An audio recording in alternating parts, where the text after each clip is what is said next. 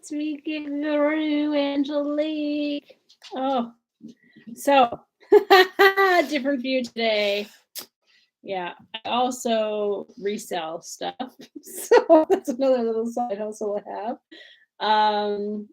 But yes, let me turn you around so you can see I'm in the middle of renos, and we had to take everything out of our other room to put it into my office, which now my office has now become the storage, and it also has become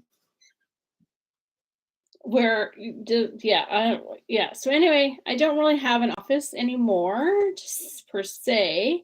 I've got stuff underneath my feet. It's just a lot is in here. But today we're talking about ways that we can grieve and honor our pets. This is one of 10 ways that I have come up with, or that I researched. I haven't personally come up with them. Some of them I have taken an idea and twisted it a little and made it kind of my own. But ways that I have researched on how to help grieve the loss of my dog Horton. And some of these may help you. Some of them I have done, some of them I have not done.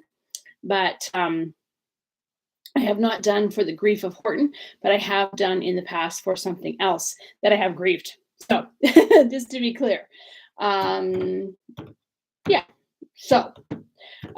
Today is, I want to talk about a memory box. And I have done a memory box in the past, but when Horton passed, he passed at the end of October. So moving into November, and then we decorating for Christmas and getting ready for Christmas. And then December was here, and I was like, I'm not doing Christmas. I'm not interested in holidays right now. There's always that first holiday, that first hurdle you have to get over. That first time you have to have something without that loved one. And mine was without Horton.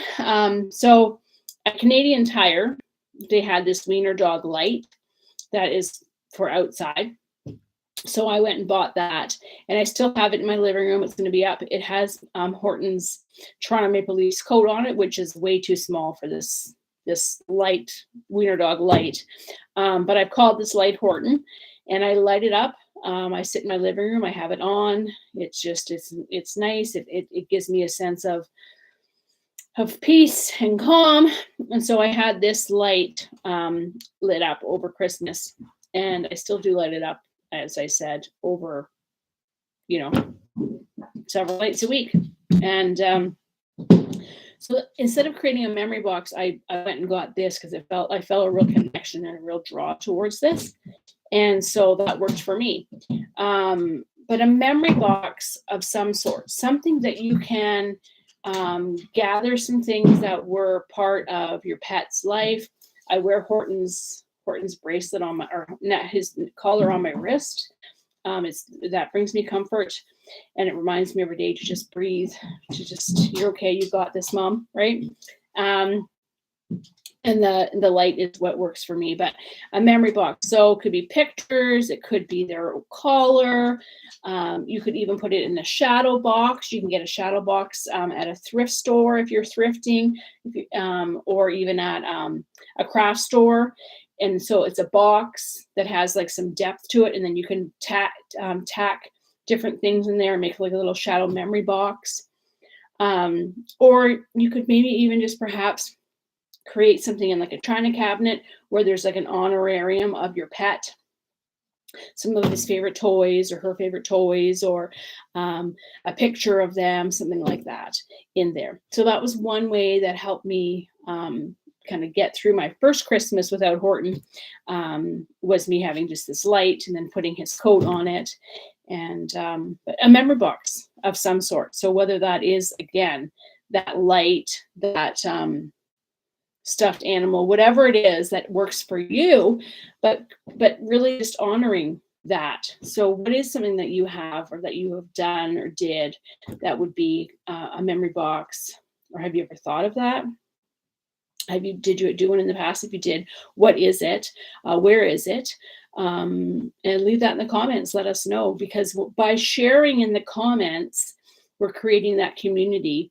And by creating that community, you're allowing somebody else to know that they're not alone in this, and that maybe their idea is not so silly and it's not so weird.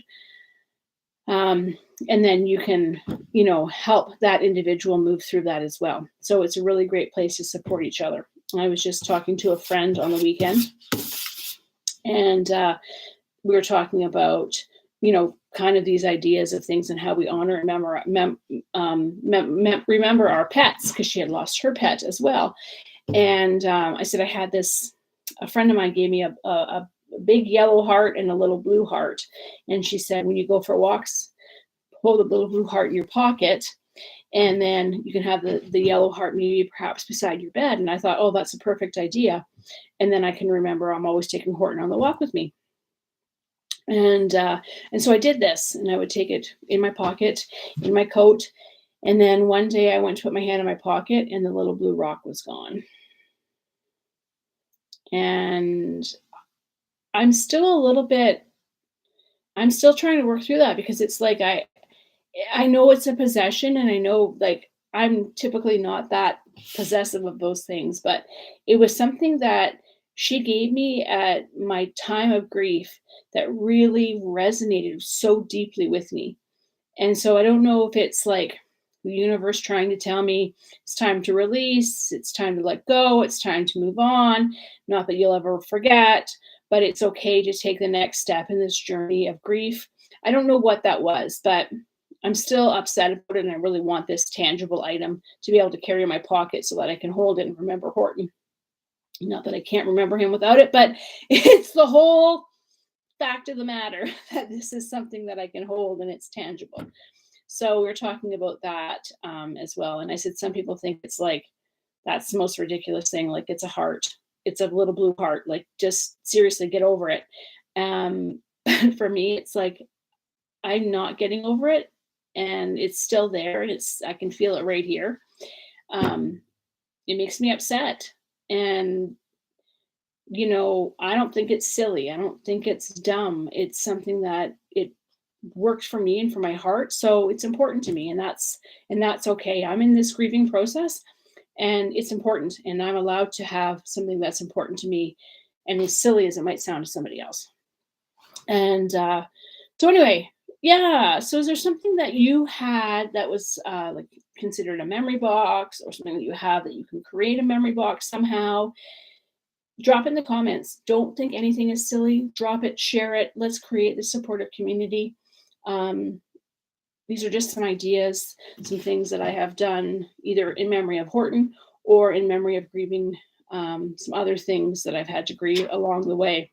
So tomorrow is day 2. We're going to talk about how to celebrate their memories, some different ways to celebrate the memories. That's tomorrow's topic. And yeah, I look forward to chatting with you then. Have a beautiful day. Remember to share a smile with a stranger, because you never know, it may just change their day, especially if they're going through something really hard right now. A smile is a powerful thing. It's a powerful gift that is free for us to share with each other. We can see our smiles on people's faces. So please be kind to one another and share that smile. All right. Hi, Hannah. I just shared. I just got a toodle. I got to run. I'm in the middle of doing some renos, and I got to go get some paint, and I got to get all these things before I have to go back to work. So anyway, I hope you can watch the replay, Hannah, and everybody. If you're watching the replay, drop a comment. Let me know where you're watching from.